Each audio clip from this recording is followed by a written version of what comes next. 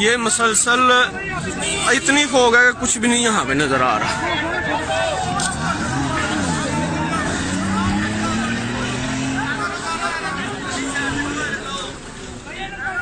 ओ भाई ए गड्डियां दे double indicator on कराओ, पिछों नहीं किसी नूं पता चलदा पिया। ए गड्डियां दे डबल इंडिकेटर ऑन कराओ, पिछों नहीं किसी नूं पता चलदा पिया।